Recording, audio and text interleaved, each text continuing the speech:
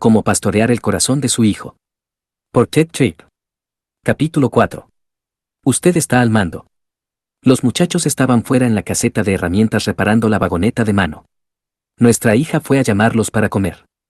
Deben entrar, lavarse y alistarse para comer. Ahora mismo. Anunció de forma autoritaria.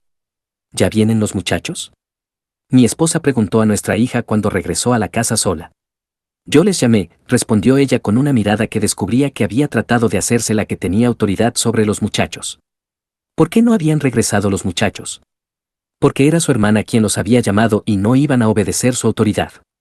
Ella volvió a la caseta con el mismo mensaje y añadió dos palabras poderosas. Mamá dijo. Nuestra hija no tenía la autoridad de ordenarles a entrar en la casa. La segunda vez que los llamó como agente de la madre. Ellos entendieron que era hora de venir. Confusión acerca de la autoridad. Nuestra cultura no acepta la autoridad. No es solo que no nos gusta estar bajo autoridad, sino también que no nos gusta ser autoridad. Uno de los lugares donde esto se hace más evidente es el hogar. Necesitamos un entendimiento bíblico de la autoridad. Las preguntas abundan. ¿Cuál es la naturaleza de la autoridad del padre sobre el hijo? ¿Es absoluta o relativa? ¿Está la autoridad investida en los padres por la diferencia de tamaño entre ellos y los hijos? ¿Tenemos el mando porque somos más sabios y con más experiencia? ¿Estamos llamados a gobernar porque no somos pecadores y ellos sí? ¿Tenemos el derecho de decirles a nuestros hijos que hagan lo que queremos que hagan? Si no contesta preguntas como estas, usted será vacilante en cumplir su deber para con Dios y sus hijos, y si no está seguro de la naturaleza y el alcance de su autoridad, sus hijos sufrirán gravemente, pues no sabrán qué esperar porque las reglas de juego cambiarán constantemente. Tampoco aprenderán los principios y las verdades absolutas de la palabra de Dios, que es la fuente de la sabiduría. Los padres en nuestra era a menudo improvisan porque no entienden el mandato bíblico de pastorear a sus hijos. Muchas veces, las metas de la crianza no son más nobles que la comodidad y la conveniencia. Por eso, cuando los padres demandan obediencia porque se sienten presionados, la obediencia de los hijos se reduce a la conveniencia de los padres.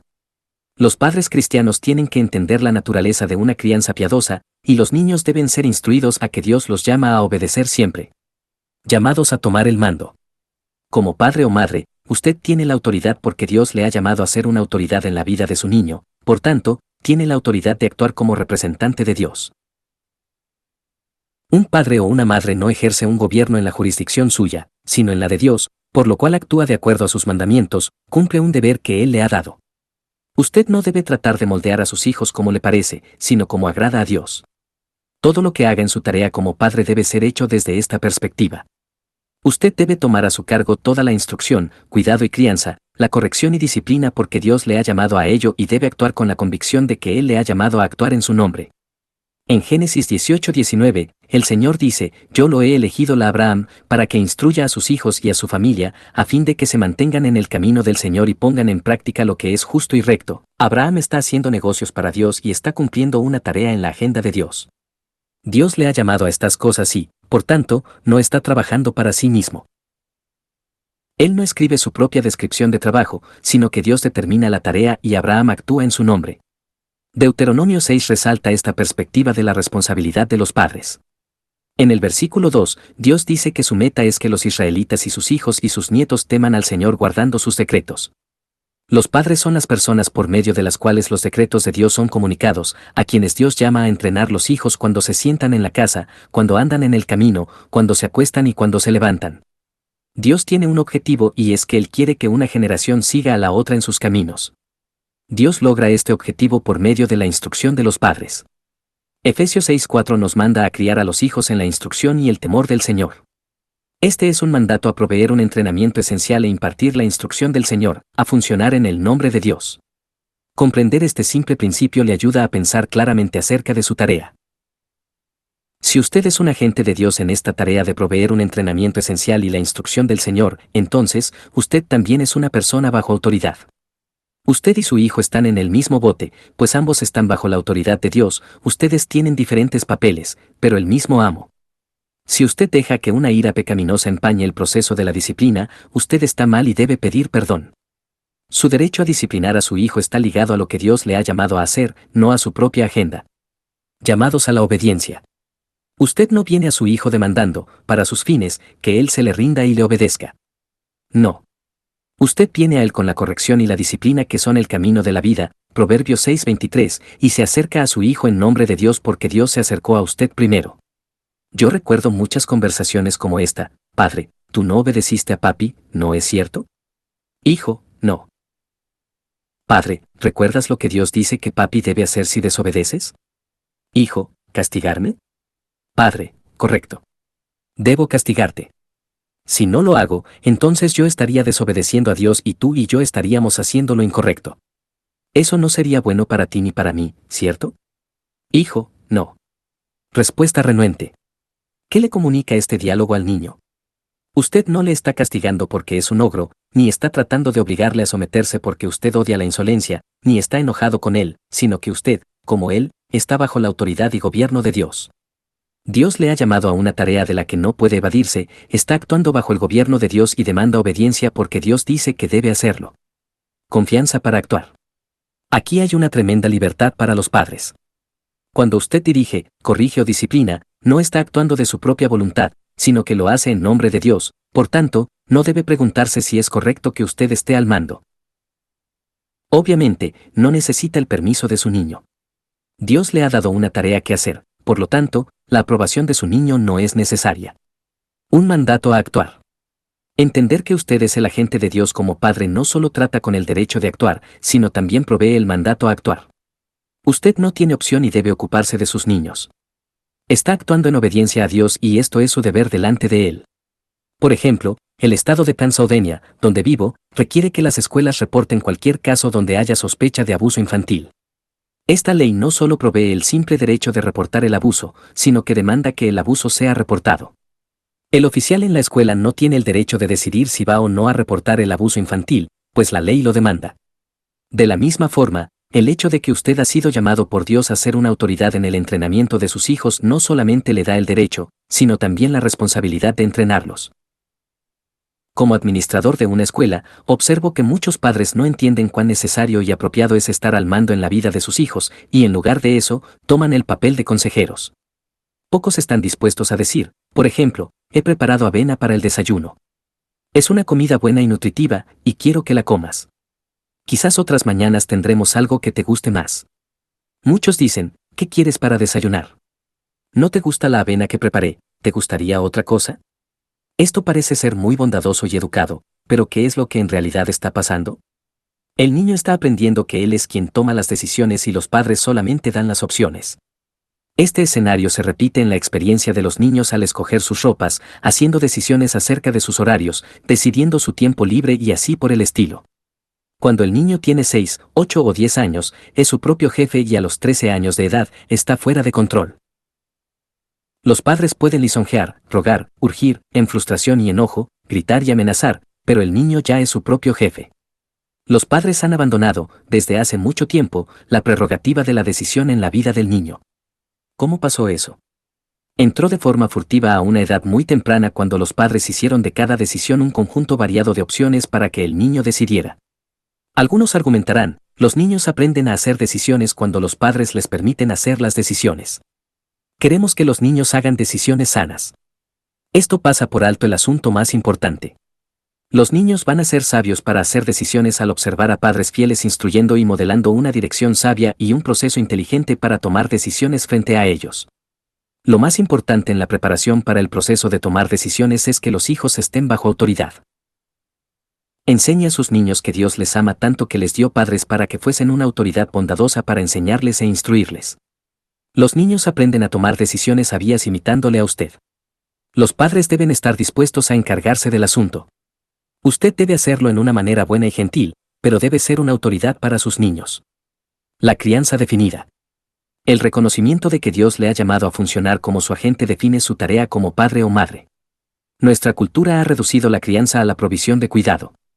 Muchas veces, los padres ven esta tarea en estos términos estrictos. El niño debe tener comida, ropa, una cama y un poco de tiempo cualitativo. En un contraste marcado con esa perspectiva tan débil, Dios le ha llamado a una tarea más profunda que la de ser un cuidador de niños. Usted pastorea a su hijo como representante de Dios. La tarea que Dios le ha dado no es una que puede ser puesta en un horario de forma conveniente, sino que lo afecta todo. El entrenamiento y el pastoreo están constantemente en acción todas las veces que está con sus niños, ya sea caminando, hablando o descansando.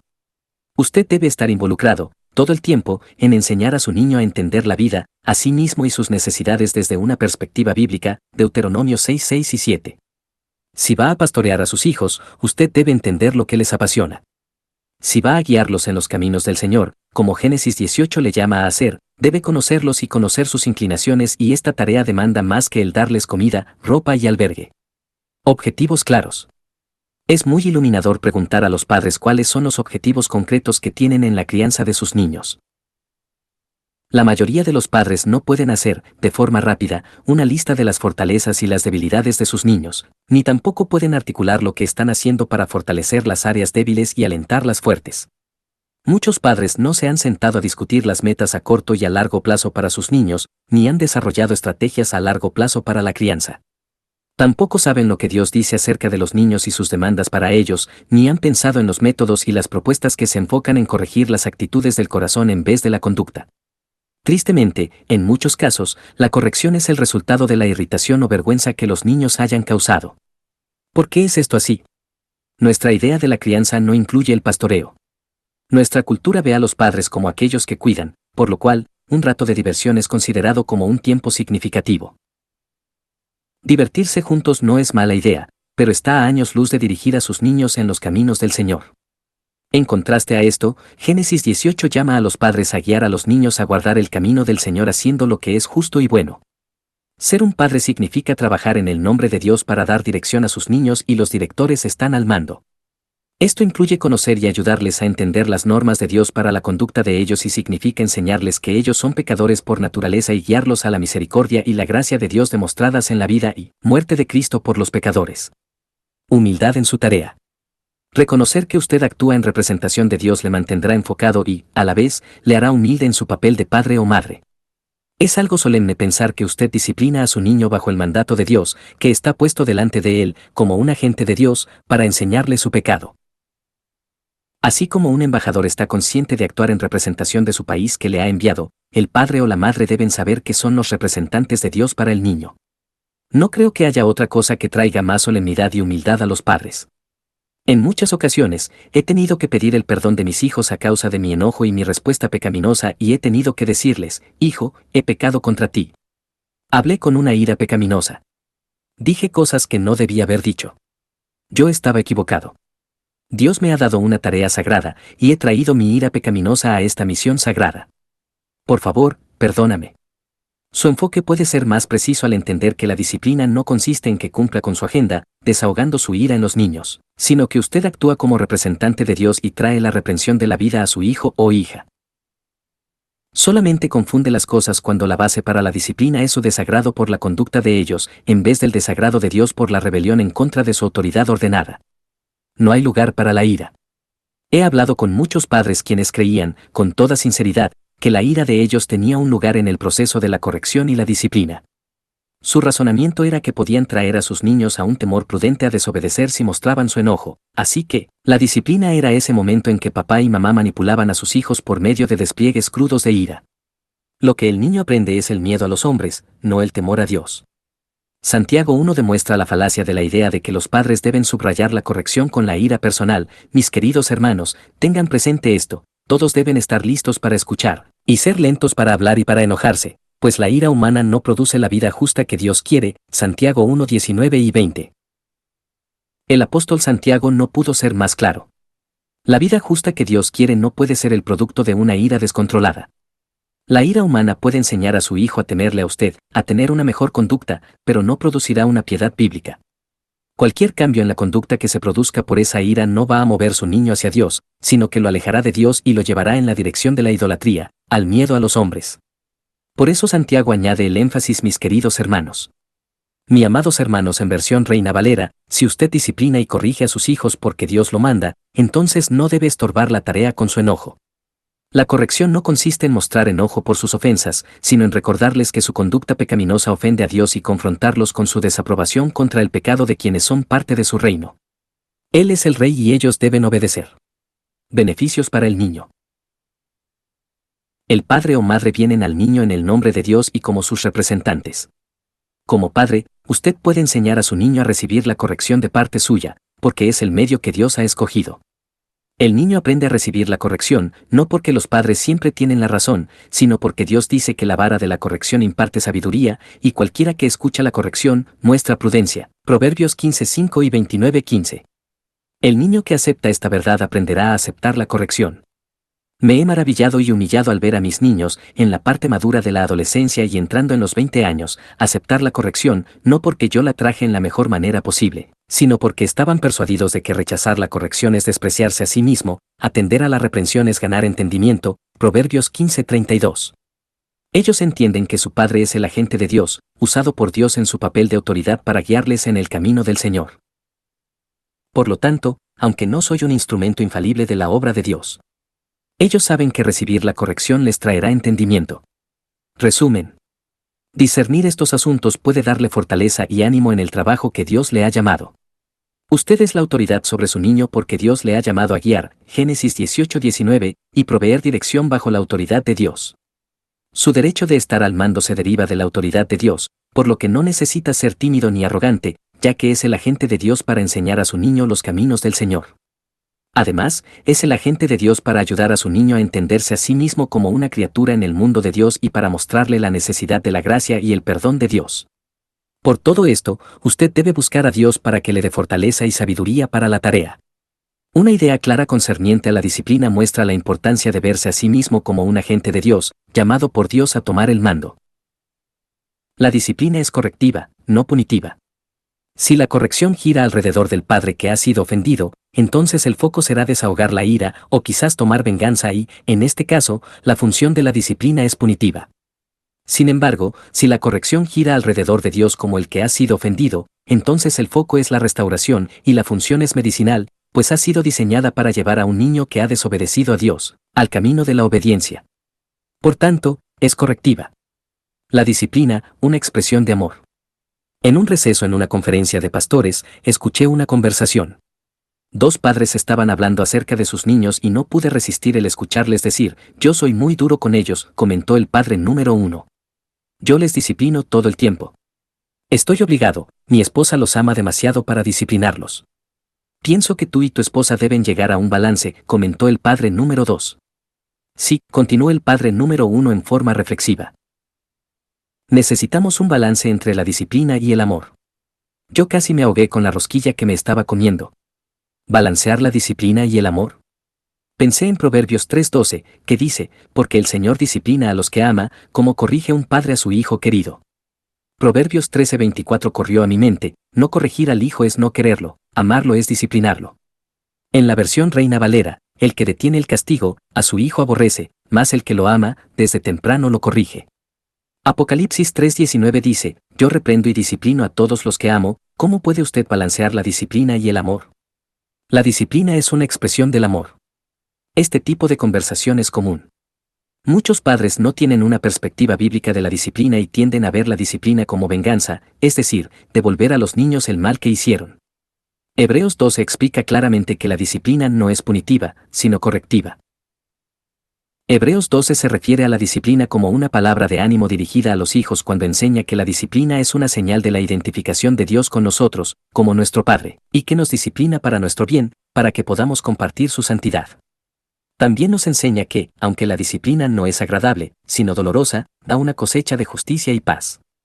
Por tanto, en vez de ser algo para balancear el amor, es la expresión más profunda del amor. Dios provee el entendimiento de lo que la disciplina es. Su función primaria no es punitiva, sino correctiva y, por tanto, la motivación primaria de la disciplina no es tomar venganza, sino corregir.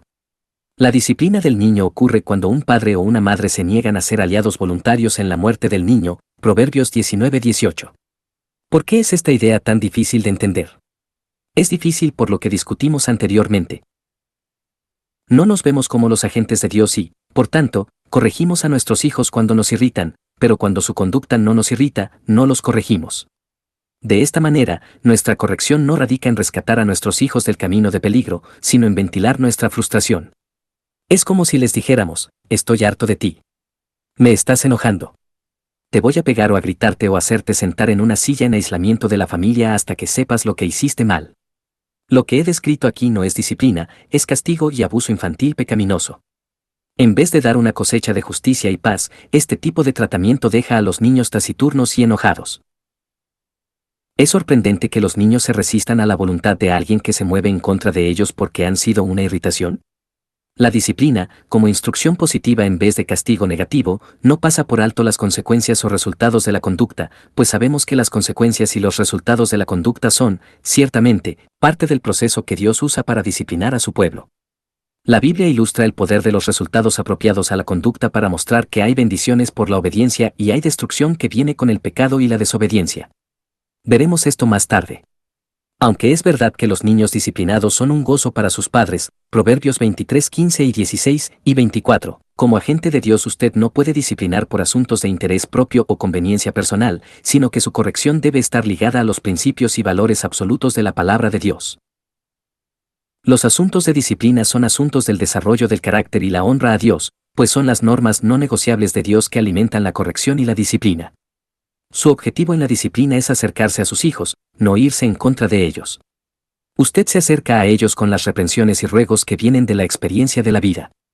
La disciplina tiene un objetivo correctivo porque es terapéutica, no penal y está diseñada para producir crecimiento, no dolor. Hay otros asuntos en la crianza de los cuales nos debemos ocupar. Usted debe entender lo que significa ser un agente de Dios y debe preocuparse con algo más que la naturaleza de la disciplina. Los padres deben ser dirigidos por las metas. En el próximo capítulo vamos a explorar el asunto de las metas de la crianza. ¿Cuáles son las metas bíblicas para la crianza? ¿Qué cosas hemos adoptado de la cultura que debemos evaluar y enfrentar? Preguntas de aplicación del capítulo 4. 1. ¿Qué cree usted acerca de la naturaleza de su autoridad como padre o madre? ¿Cómo encaja esto con la perspectiva bíblica? 2. ¿Cuán a menudo la corrección de sus niños no es más que una competencia personal en vez de una afirmación de la autoridad de Dios sobre sus niños? 3. ¿Cuáles son algunas de las cosas que usted puede hacer para mantener su disciplina enfocada en llevar a sus niños en el camino de la vida? 4. ¿Cómo presenta su autoridad a los niños? ¿Se encuentra usted a veces diciendo cosas tales como, yo soy tu padre, o yo soy tu madre, y mientras vivas aquí, vas a tener que escucharme?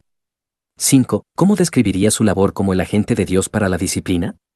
¿Cómo el hecho de ser el agente de Dios cambiaría la manera en que disciplina? 6. ¿Está usted dispuesto a sentarse y analizar lo siguiente para sus niños? Objetivos de entrenamiento, una lista de fortalezas y debilidades, metas a corto y a largo plazo, y sus estrategias para la crianza.